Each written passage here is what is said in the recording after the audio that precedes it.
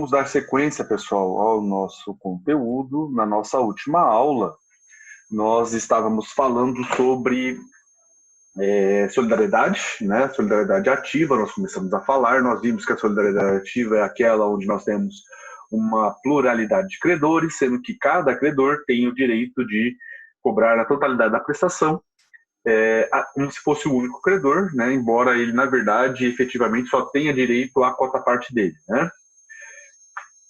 Basicamente é isso daí.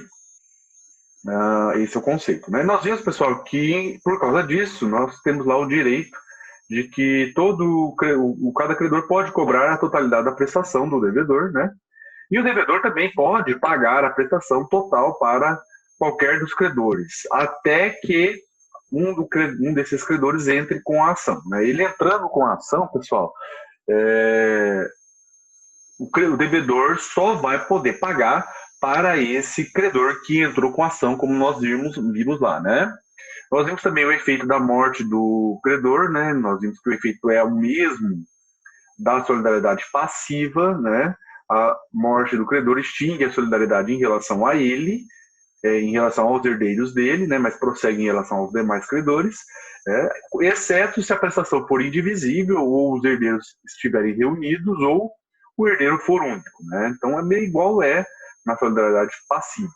Também nós vimos, pessoal, que a conversão em perdas e danos na solidariedade ativa não tem efeito algum, a solidariedade continua normalmente, certo? E nós paramos, pessoal, na questão do direito de regresso, né? O que acontece quando o devedor pagou a totalidade da prestação? Foi então nesse ponto aí que nós paramos. Nós vimos, pessoal, que vocês estão vendo aí a tela, pessoal? Então, né? Cadê? Deixa eu só mostrar para vocês, aqui para mim. Deixa eu jogar isso aqui para baixo. Aqui vocês e as mensagens. Estou arrumando minha tela aqui, pessoal. Pronto, agora sim. Então, vocês estão vendo aí a tela, né, do Word, para a gente continuar a matéria. Ok?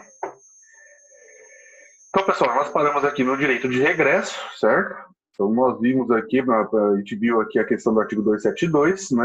E o artigo 272, nós vimos que ele trabalha, na verdade, dois assuntos básicos. Primeiro, a questão do pagamento, né? O credor recebeu a prestação do devedor, né? Então, o credor que recebeu se torna, então, aí devedor dos demais credores em relação às suas respectivas cotas, né? Foi aí que a gente parou, né?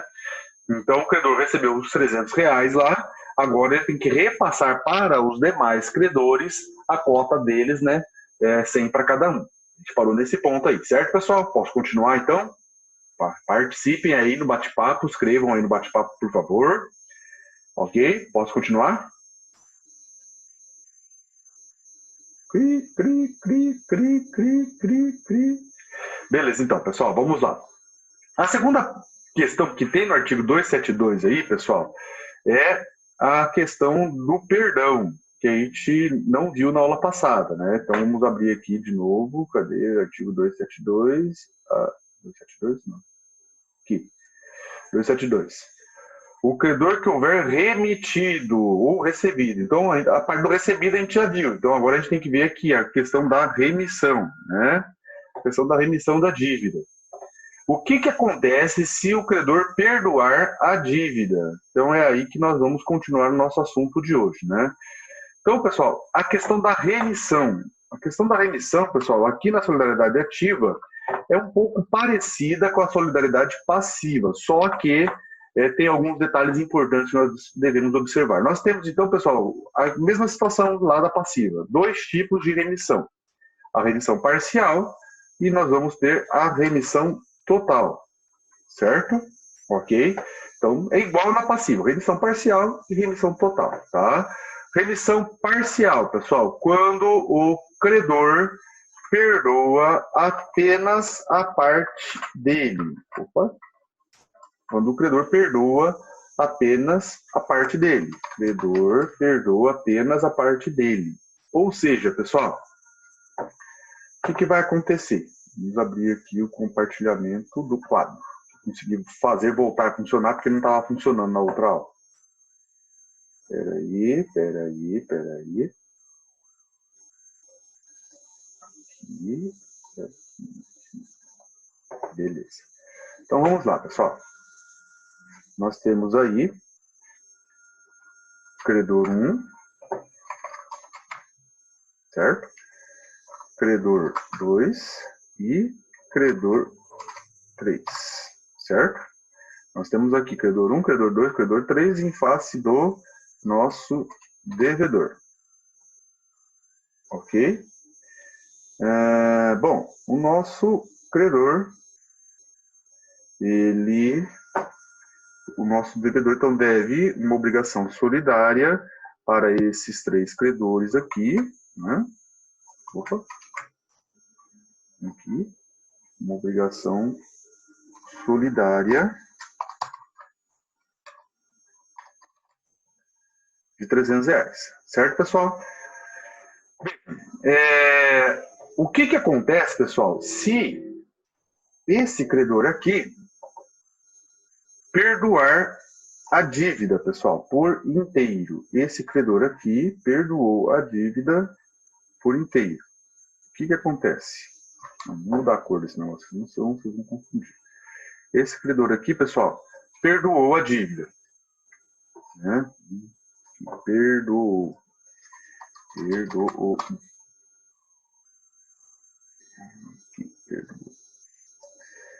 O que acontece, pessoal, se o credor perdoou a dívida? O que a gente tem que analisar, pessoal? A gente tem que analisar se esse perdão é parcial ou total. No nosso caso aqui, pessoal, ele perdoou de forma parcial, ou seja, ele deixou expresso que ele perdoou apenas a cota dele. Então, vamos colocar aqui, ó. Quando que ele faz essa remissão parcial aqui, pessoal? Quando ele deixa expresso... Cadê? Que perdoou apenas a cota dele. Tá, pessoal? Isso aqui é importante. Para a remissão parcial ocorrer na solidariedade ativa, o credor tem que deixar expresso que perdoou apenas a cota dele. Tá? Então, ele tem que deixar claro que ele só perdoou a cota dele. Certo, pessoal? Ok? Então, vamos voltar lá para o nosso quadro branco. Ele deixou expresso, pessoal, que ele só perdoou a cota dele. Só 1/3. Ele só perdoou a cota dele. Ok, pessoal? Estão vendo aí? Tá ok? Então, o nosso credor perdoou apenas a cota dele. O que vai acontecer agora, pessoal? O que vai acontecer vai ser o seguinte. A partir do momento que o nosso credor 1 perdoou apenas a cota dele, ele sai da obrigação, pessoal. Oh, meu Deus. Aí. O nosso credor, pessoal, sai da obrigação.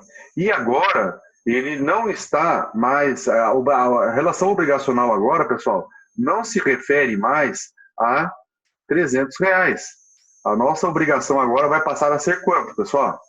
Escrevam aí, quanto que a nossa obrigação vai passar a ser agora? Nossa obrigação agora vai passar a ser 200, certo? Por quê, pessoal? Porque o credor 1, a partir do momento que ele só perdoou a cota dele, ele é retirado da relação obrigacional. E agora, então, a obrigação vai continuar em face dos demais credores, né, descontando a cota perdoada. Então, vamos anotar isso no nosso quadro aqui, no nosso Word aqui, no nosso texto. Então, o que vai acontecer, pessoal? A partir do momento que o credor faz a remissão parcial e ele é retirado da obrigação junto com a cota dele. E aí, então, pessoal, nós temos que descontar essa parte perdoada da relação obrigacional, certo? Ok, pessoal, entender essa parte? Beleza? Ficou claro? Se tiver alguma dúvida, pode mandar aí que a gente responde, tá? Então, pessoal, na remissão parcial, o credor só perdoa a cota dele, né? Como é que faz para isso acontecer? Ele tem que deixar expresso que ele está perdoando apenas a cota dele, ok? Se ele não deixar isso expresso, pessoal, nós não vamos ter remissão parcial, tá? E uma vez, então, configurada a remissão parcial, Então, o nosso credor, ele é retirado da obrigação junto com a parte dele. O que significa isso, pessoal? Nós temos que descontar a parte perdoada. Certo, pessoal? Entenderam? Ok, alguma dúvida? Beleza? Então, voltando aqui para o nosso quadro branco, pessoal, para deixar isso bem claro. Então, ó, nosso credor 1, ele foi perdoado. A partir do momento que ele foi perdoado, aliás, nosso credor 1, a partir do momento que ele fez o perdão da cota dele, ele sai da obrigação. Ó, não tem mais a setinha aqui na obrigação, ok? Então, a nossa obrigação vai continuar em relação ao credor 2 e em relação ao credor 3, certo? Agora, como, né, apenas em relação a R$200, certo? Ok, pessoal? Alguma dúvida? Posso continuar?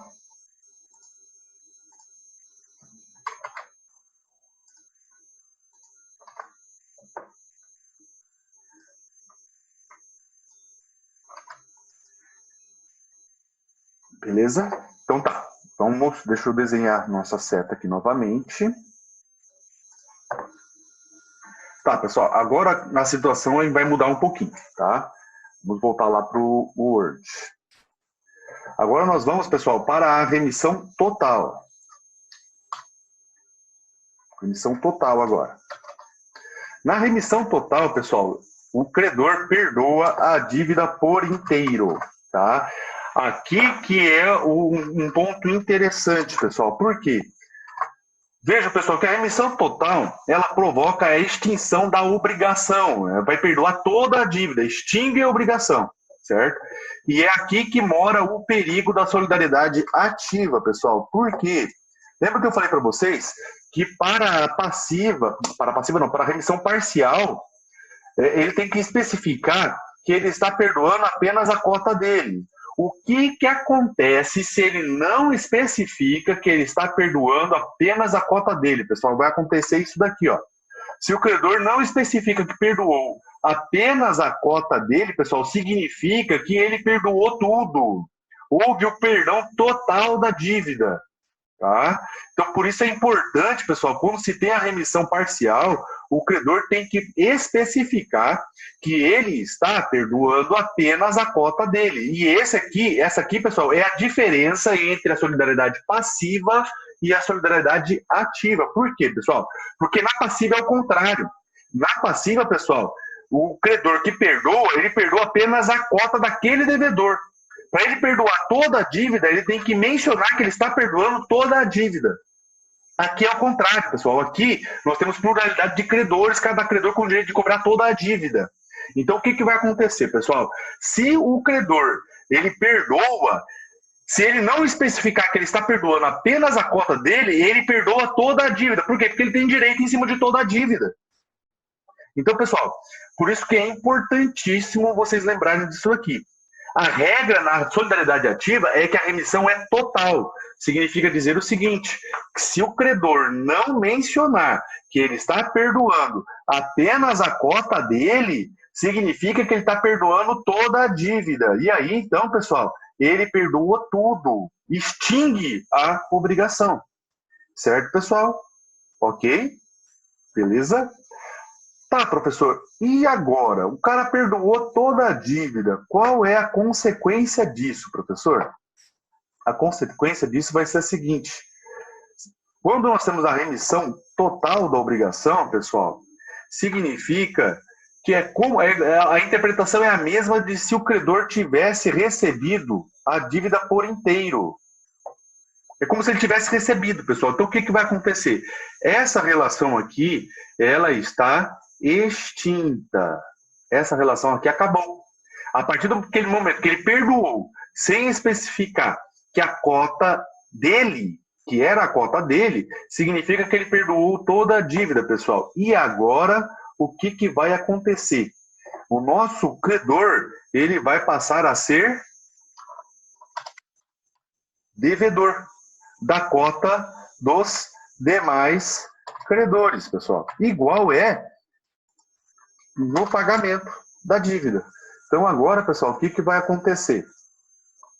O nosso credor 1 vai ter que repassar a cota dos demais credores. Então, ele vai ter que repassar 100 para esse daqui. Mas, professor, ele não recebeu nada, né? Pois é, quem mandou ele não tomar o cuidado na hora de perdoar a dívida. Então, pessoal, se ele fez a remissão total da dívida, ele vai ser obrigado a repassar a cota dos demais. Certo, pessoal? Entenderam o desenho aí? Ok? Entenderam, pessoal? Participem aí, gente, por favor. Fala que entendeu. Certo, pessoal? Beleza? Ficou claro a situação, então, pessoal? Então, o credor 1, se ele perdoar toda a dívida, ele vai ter que repassar a cota dos demais como se ele tivesse recebido a obrigação. Certo? Vamos anotar isso aqui, então, no nosso Word, aqui agora, ó. Então, se o credor perdoou a dívida por inteiro, ou seja, a remissão total, vai ter que repassar a cota dos demais credores, como se ele tivesse recebido, tá? Vai ter que repassar a cota dos demais credores, como se ele tivesse recebido. Certo, pessoal? Anotaram aí? Entenderam? Ficou alguma dúvida, pessoal? Beleza? Posso continuar? Beleza. Então é isso, pessoal. Para a gente encerrar a solidariedade ativa, nós vamos para essa matéria aqui que envolve defesas gerais e pessoais, defesas comuns e pessoais na solidariedade ativa, né? Defesa comum, o geral, pessoal, e defesa pessoal, nós estudamos lá na solidariedade passiva, pessoal. A ideia é a mesma, tá? Só que agora para o lado ativo, tá? O que é defesa comum mesmo? O que é defesa comum e o que é defesa pessoal? Vamos lá. Responde aí, Carlos. O que é defesa comum? E a Giovana vai responder o que é defesa pessoal. O que é defesa comum, Carlos? Cri, cri, cri, cri, cri, cri, cri. Alguém sabe aí? Pô, cara, faltou dessa aula. Quem que sabe aí, pessoal? O que é defesa comum ou geral? Pode escrever aí para nós. Aham. Vou convocar você, então. E aí, gente? Alguém sabe o que é defesa comum? Ninguém? Ninguém se arrisca?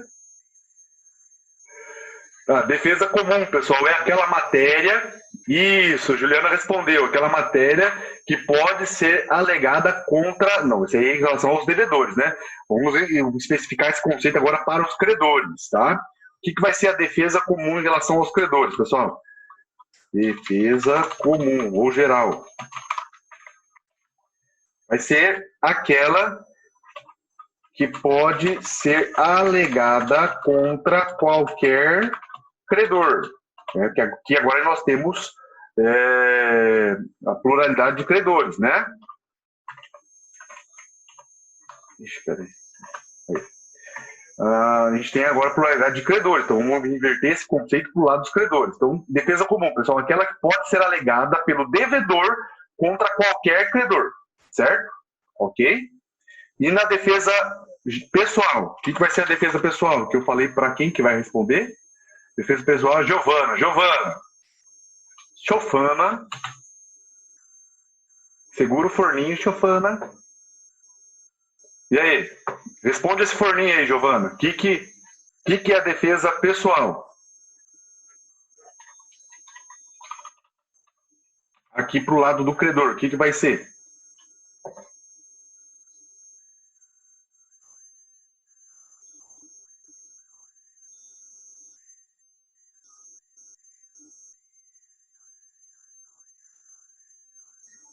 Defesa comum é comum a todos os devedores. É aquela que se refere a pessoa, somente uma pessoa pode... Não entendi, Juliano, o que você escreveu aí. Na verdade, aqui você misturou o conceito de comum com pessoal, né, Juliano? Ó, A defesa, isso, defesa pessoal, isso. Só que isso é em relação lá aos devedores. Vamos para o lado do credor. Então, o que vai ser a defesa pessoal? É aquela, pessoal, que pode ser alegada apenas contra o credor a que se refere. Tá? Então, veja, pessoal, aqui a ideia é a mesma da solidariedade passiva. Eu só vou mudar o jeito, a forma de escrever o conceito. Tá? Então, defesa comum é aquela que pode ser alegada contra qualquer credor. Defesa pessoal, aquela que só pode ser alegada contra o credor a que se refere. Tá? Então, vamos lembrar, pessoal, do exemplo que nós vimos lá na solidariedade passiva. Vamos lá para o quadro branco. A Giovana nem falou nada, hein, Giovana? Espera aí, vamos apagar aqui, então. Apaga tudo isso aqui.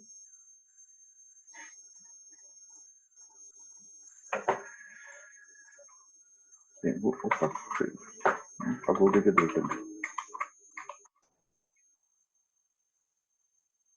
Beleza. Então, vamos lá, pessoal. Vício de forma. Vício de forma é o quê? Vício de forma é matéria de defesa pessoal ou comum? Vício de forma. Vício de forma. É defesa pessoal ou defesa comum, pessoal? Participem aí, vamos lá. Vício de forma é o quê? Defesa pessoal ou defesa comum? Isso, vício de forma é defesa comum, pessoal. Tá? Então, vício de forma pode ser alegada pelo devedor contra qualquer um dos credores, seja credor 1, seja credor 2, seja credor 3. Tá? Então, por quê? Porque o vício de forma é defesa comum que pode ser alegada contra qualquer credor. Ok, pessoal? Beleza? Então, vício de forma pode ser alegado contra qualquer um. Agora, pessoal, vamos lá. O credor 1 agiu com coação. Coação, pessoal, é defesa pessoal ou comum? Coação é defesa pessoal ou comum?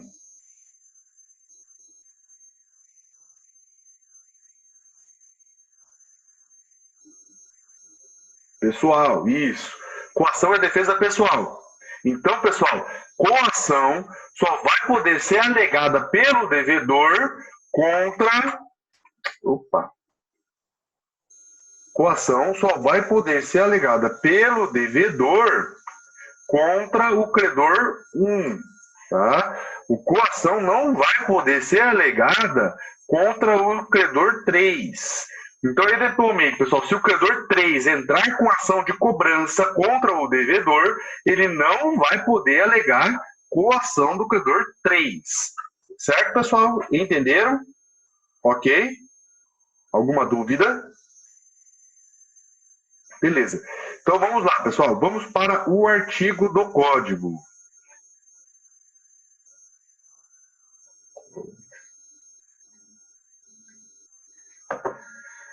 Artigo do código. O que fala, pessoal? O artigo 273 do código. Aqui, ó. É o que a gente acabou de falar. A um dos credores solidários não pode o devedor opor as defesas, as exceções, né? Corrigindo aí, coloca defesa, opor as defesas pessoais oponíveis aos outros. Então, pessoal, vamos lá. Primeira coisa, né? Onde está escrito exceção, vocês corrijam para defesa, certo? Corrijam para defesa. Segundo ponto, pessoal, o artigo 273. O que ele fala? O artigo 273, pessoal, vai falar exatamente esse conceito que nós passamos para vocês aí, certo? Então, defesa comum podem ser opostas contra qualquer credor, certo? E defesas pessoais só vai poder ser oposta contra o credor que provocou essa matéria, tá? Que é exatamente o que a gente acabou de passar para vocês aí, beleza? Então, é isso que o artigo 273 está querendo dizer. Defesas comuns podem ser opostas contra qualquer credor, que foi o que a gente viu lá. Vício de forma só pode ser oposta contra qualquer credor que entrar com ação, contra o devedor, certo? Defesas pessoais só pode ser oposta contra o credor que provocou a matéria. Então, pessoal, credor 1 agiu com coação. Credor 3 vai poder alegar isso? Não, não vai poder alegar. Tá? Aliás, o devedor vai poder alegar essa coação contra o credor 3? Não, não vai poder alegar, porque essa matéria é de defesa pessoal do credor 1. Certo, pessoal? Então, vamos supor, o credor 1 entrou com a ação de cobrança contra o devedor. O devedor vai poder alegar a coação? Sim, por quê? Porque foi o credor 1 que entrou com a ação. Certo? Agora, o credor 2 entrou com a ação de cobrança contra o devedor. O devedor vai poder alegar coação do credor 1? Não. Por quê? Porque coação é matéria de defesa pessoal. Só pode ser alegada contra o credor 1. Certo? Entenderam, pessoal? Anotaram? Beleza?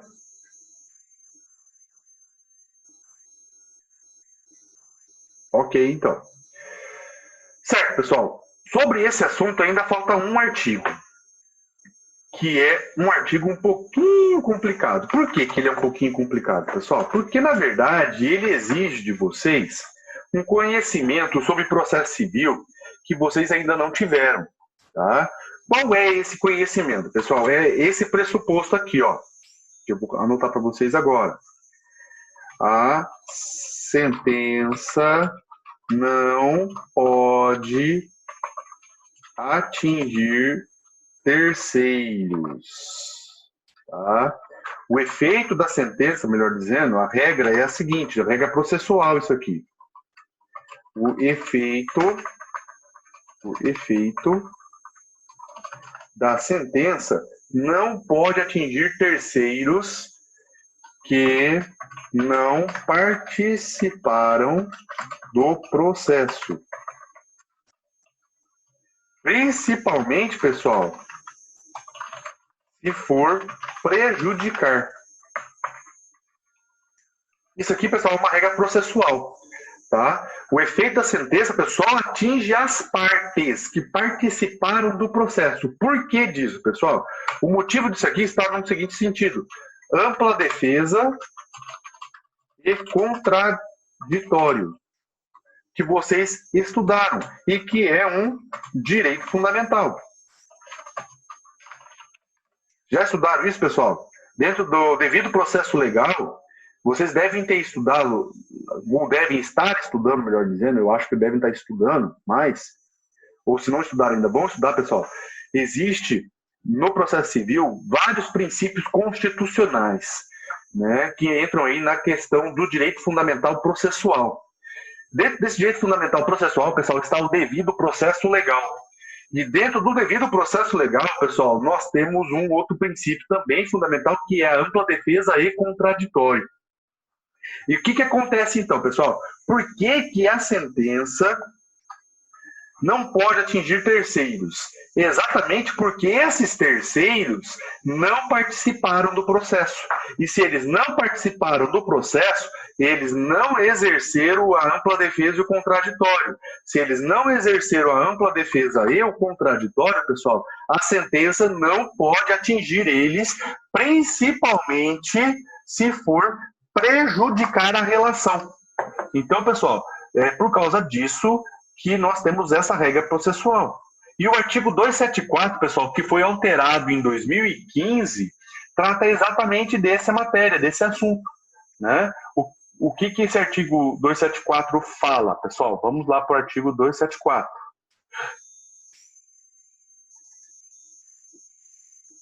Opa, acho que eu cliquei errado aqui. Peraí. Aqui. Compartilhar artigo. Tá abrindo o artigo para vocês aí, pessoal? Para mim não abriu. Abriu o artigo aí para vocês, pessoal? Abriu? Tá. Beleza, então vamos lá. O que fala o artigo 274, pessoal? Tá aqui, ó. Pode ver que ele foi alterado por essa lei aqui, 13.105 de 2015, ou seja, o Código de Processo Civil de 2015. O que ele fala? O julgamento contrário a um dos credores solidários não atinge os demais. Certo? Essa é a primeira situação desse artigo. Então, vamos parar aqui, ó. Nessa primeira situação aqui. Julgamento contrário a um dos credores solidários não atinge os demais. Essa situação aqui, pessoal, é a situação regra que eu acabei de falar para vocês. Ou seja, julgamento contrário. Julgamento contrário. Pessoal, qual é a consequência de um julgamento contrário a um dos credores solidários? Consequência essa daqui. Não atinge os demais credores. Isso, pessoal, em qualquer matéria de defesa. Julgamento contrário ao credor solidário não atinge os demais credores. Por quê, pessoal? Porque o efeito da sentença não pode atingir terceiros que não participaram do processo, principalmente para prejudicar a relação. Certo, pessoal? Ok? Então, vamos anotar isso aqui. Está anotado? Posso continuar aqui? Para eu mudar para o quadro branco? Pode, pessoal? Beleza. Então, vamos lá para o quadro branco, pessoal. Ó. Então, aqui, pessoal, vamos lá. Vamos voltar ao nosso assunto vício de forma. Vício de forma. Ok? Vamos supor, pessoal, que o devedor entrou com a ação em face do credor 1. Aliás, o credor 1, melhor dizendo, desculpa, o credor 1 entrou com a ação contra o devedor, certo? Uma ação de cobrança contra o devedor. O devedor, pessoal, na defesa dele, alegou o vício de forma, certo? Entenderam? Ok? Então, o credor 1 entrou com a ação contra o credor, o devedor. Desculpa, pessoal. Credor 1, tô me embananando. Credor 1 entrou com ação de cobrança contra o devedor, certo? E o devedor, na defesa dele, alegou vício de forma. Entenderam a situação? Ok? A pergunta é aqui a seguinte, pessoal. Suponhamos que o juiz julgou procedente a defesa do devedor. Não estou falando uma linguagem técnica aqui, porque não é assim que acontece. Mas só para vocês compreenderem. O juiz acatou a defesa do devedor. Falou, realmente existe um vício de forma aqui nesse contrato. Portanto, julgo improcedente a ação de cobrança do credor 1. Pergunto, pessoal, quando o juiz falou, julgo improcedente a ação do credor 1, significa o quê, pessoal? Escrevam aí. Julgo improcedente a ação do credor. Significa o quê? Que ele perdeu. Certo? Concordam, pessoal? Significa que ele perdeu, não perdeu? E se ele perdeu, significa que o julgamento foi favorável ou contrário? Beleza? Então, questão de julgamento contrário, pessoal, não atinge os demais credores, seja qual for a matéria de defesa, tá, pessoal? Então, julgou contrário ao interesse do credor, só vai atingir o credor que entrou com a ação. Até aí vocês entenderam? Ficou claro, pessoal? Até aí? Beleza? Certo? Beleza, então, pessoal. Agora nós vamos ver, pessoal, a outra situação, que é o julgamento favorável, que é a continuação do nosso artigo aqui. Julgamento favorável. Certo? O que acontece, pessoal, se o julgamento for favorável ao credor? Não, então, lá para o artigo, continuando aí a leitura do artigo 274. Mas o julgamento favorável aproveita-lhes. Tá? Segunda parte do artigo aqui. Então, o julgamento favorável aproveita-lhes. O que significa isso, pessoal?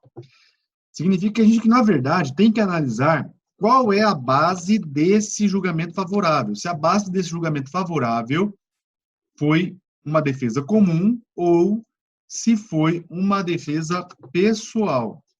Ok?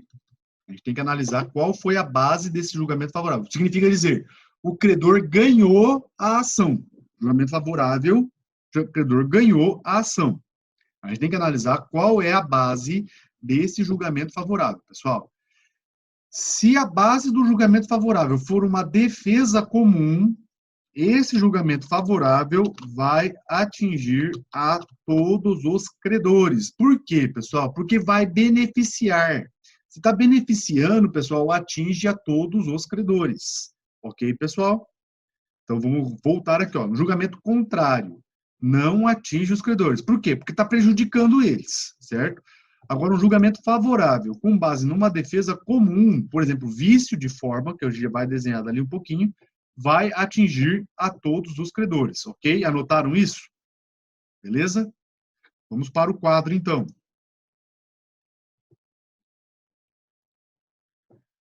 Vamos ter que desenhar aqui tudo de novo. Então, credor 1,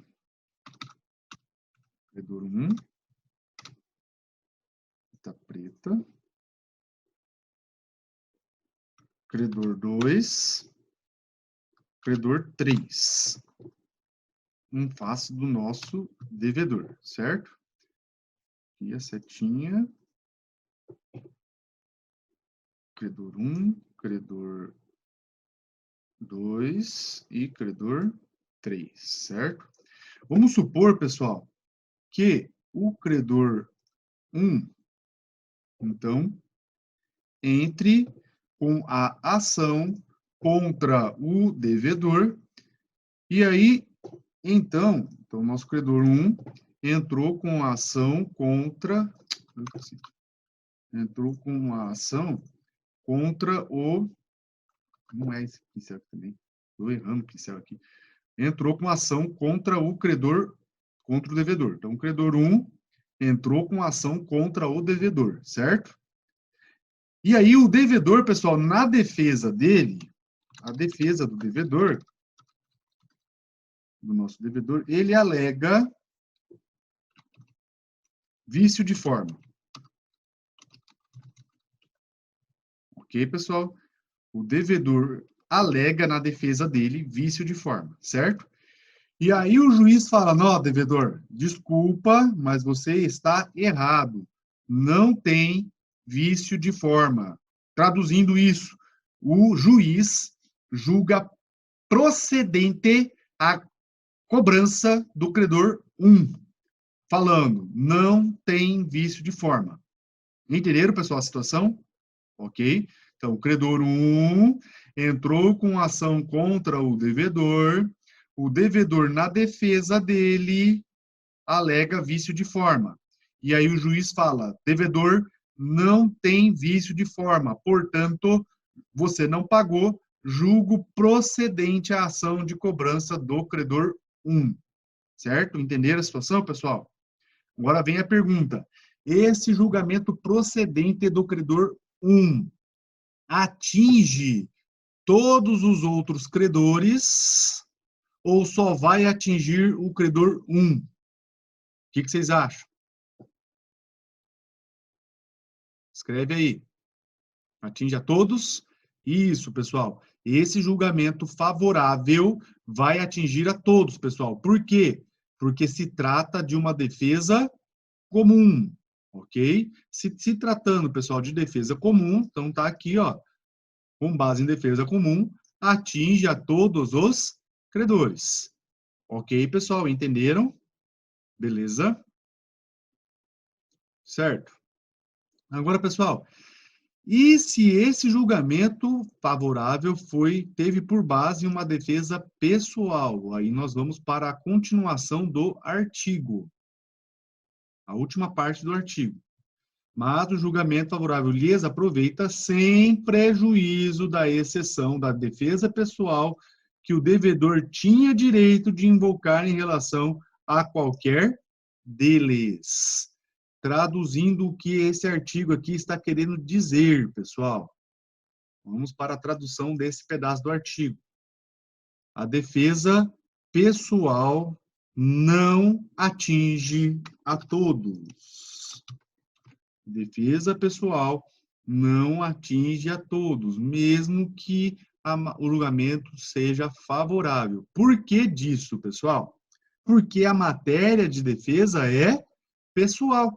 só vai se referir àquele credor cuja matéria se refira. Então, vamos lá. Anotar, então, julgamento com base em defesa pessoal não atinge a todos, certo? Por quê? Vamos lá.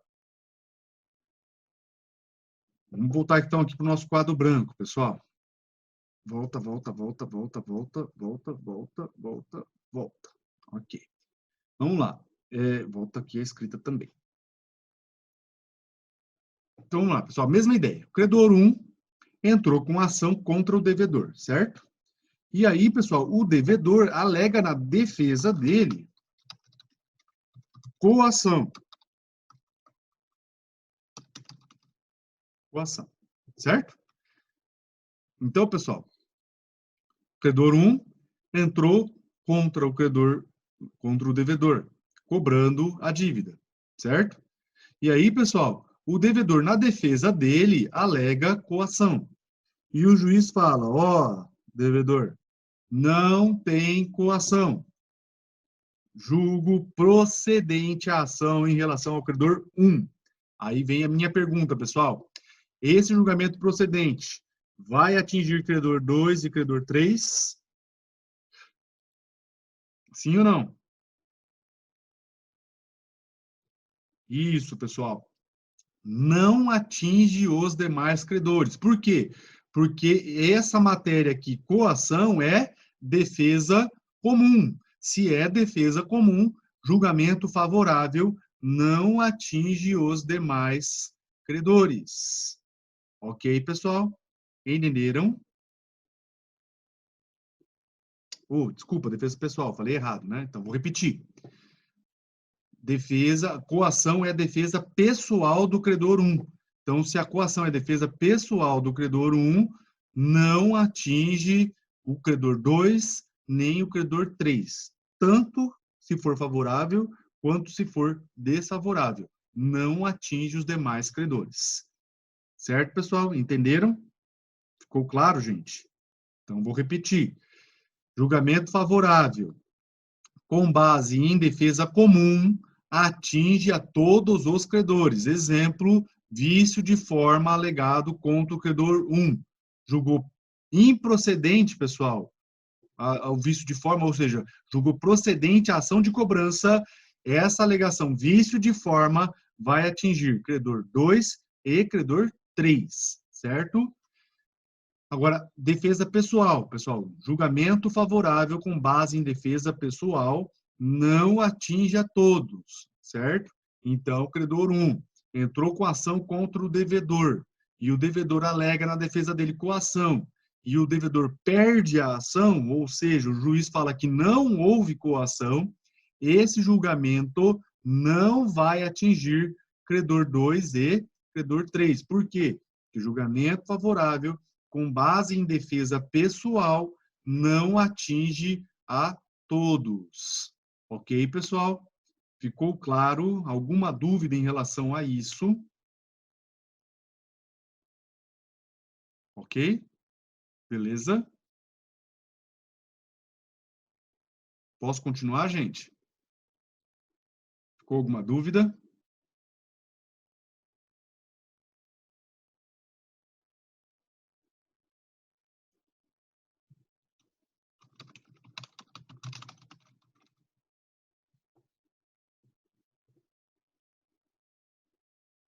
Então, beleza. Então, vamos continuar. A gente já está terminando, tá?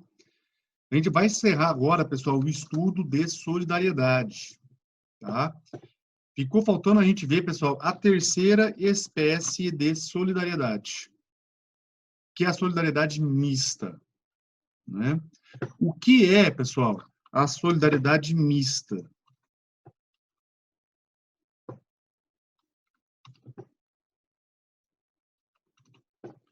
O que vai ser, pessoal, essa solidariedade mista? Vamos ao conceito de solidariedade mista, para vocês anotarem aí, pessoal. Nada mais é solidariedade ativa, acabou, Giovana, é só isso daí, né? Como eu disse para vocês, na verdade, pessoal, se você compreendeu a solidariedade passiva, a solidariedade ativa não fica difícil, né? Porque a ideia é a mesma da passiva, só vou inverter para o lado do credor, tá?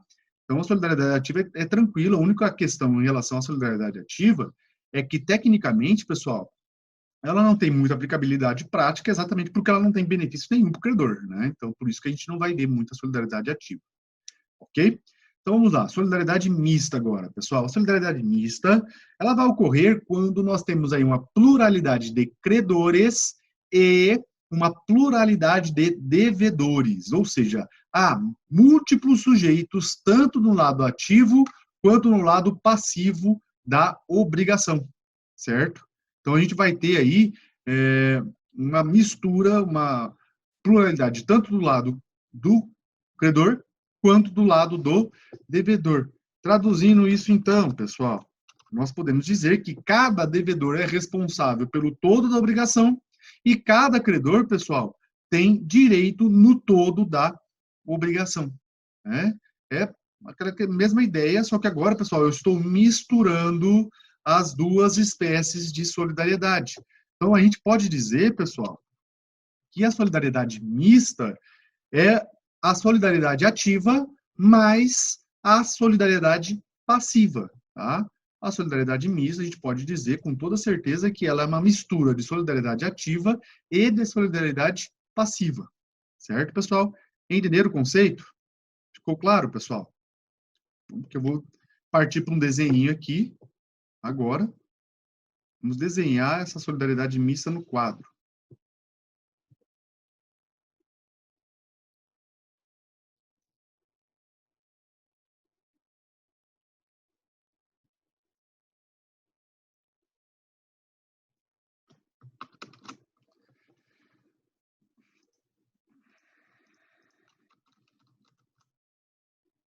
Vamos lá, então, pessoal. Ó, então, eu tenho aqui vários credores e também, pessoal, eu vou ter vários devedores.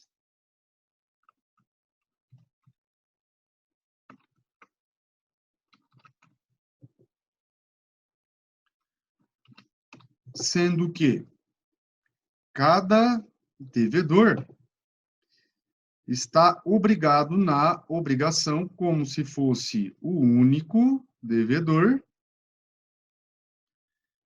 E cada credor, pessoal, também tem direito à totalidade da obrigação como se fosse o único credor. Deixa eu ver se eu consigo deixar a seta bem certinha aqui no meio. Isso, bem assim. Ó. Aí. Então, pessoal, o que pode acontecer? O devedor 1 ser obrigado a pagar toda a prestação ou para o credor 1, ou para o credor 2, ou para o credor 3. A mesma coisa, o devedor 2 ser obrigado a pagar a prestação, toda a prestação, em relação ao credor 1, 2 ou 3. E o devedor 3 ser obrigado a pagar toda a prestação em relação ao credor 1, 2 ou o 3. Ao mesmo tempo, pessoal, o credor 1 pode cobrar toda a prestação do devedor 1 ou do devedor 2 ou do devedor 3. E a mesma coisa em relação ao credor 2 e o credor 3. Essa é a ideia da solidariedade mista, certo? Ok, pessoal? Entenderam, então, o conceito? Ficou claro? Beleza? Mas, professor, se a solidariedade ativa quase não tem aplicabilidade, então a solidariedade mista é menos ainda? Exatamente. A solidariedade mista, pessoal, é quase que impossível a gente ver. Mas vamos falar uma situação, um exemplo para vocês, pessoal, onde isso pode acontecer.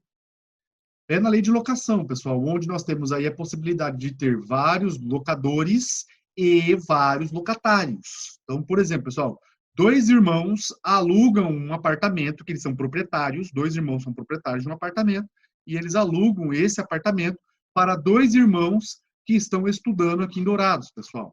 Vejam, nessa situação, eu tenho, de um lado, solidariedade ativa entre os dois irmãos locadores e solidariedade passiva entre os dois irmãos locatários. Certo, pessoal? Então, nessa situação aí, nós vamos ter a solidariedade mista. Qual é a disciplina jurídica, pessoal, da solidariedade mista? Vamos lá. Abra o código de vocês lá, pessoal, e vamos ver o que o código fala sobre a solidariedade mista. Acharam aí solidariedade mista? No código? Alguém achou aí a solidariedade mista? Ninguém? Olhem ali, pessoal. Na disciplina sobre obrigações solidárias, nós temos aí disposições gerais, que a gente estudou na nossa primeira aula. Depois nós vimos a solidariedade passiva, que nós estudamos aí na nossa segunda e terceira aula. E depois nós vimos a solidariedade ativa, que nós estudamos na nossa quarta aula e terminamos hoje. Certo? Cadê a solidariedade mista? Porque o próximo artigo é transmissão das obrigações. Então vejam, pessoal, que o código não disciplina a solidariedade mista. E isso, pessoal, sempre foi assim, desde o código de 1916. Tá? Então, pessoal, não tem disciplina jurídica específica na solidariedade mista. Tá, pessoal? O que nós temos, então? Como é que faz para regular, pessoal? Eu vou aplicar as regras da solidariedade ativa e passiva. Como assim, professor? Simples. Se o nosso problema se referir à solidariedade ativa, eu vou aplicar as regras da solidariedade ativa. Se o nosso problema se referir à solidariedade passiva, então eu vou aplicar as regras da solidariedade passiva. Ok, pessoal? Daqui um pouco eu já volto nessa tela, só para vocês compreenderem aqui no quadro. Pessoal, então olhem aqui, ó. Se o meu problema, pessoal, se referir, por exemplo, à questão de pagamento do devedor 1 que recebeu a prestação e tem que passar a cota dele para os demais, eu vou aplicar as regras da solidariedade passiva, certo? Agora, se o meu problema, pessoal, for do lado dos credores, onde o credor 1 recebeu a totalidade da prestação e agora tem que repassar a cota dos demais, então eu vou aplicar as regras da solidariedade ativa. Certo, pessoal? Ok? Então, a ideia é exatamente essa. Tá? De um lado, eu aplico a solidariedade ativa, se o problema se referir à solidariedade ativa, e do outro, se o problema se referir à solidariedade passiva, eu vou aplicar as regras da solidariedade passiva.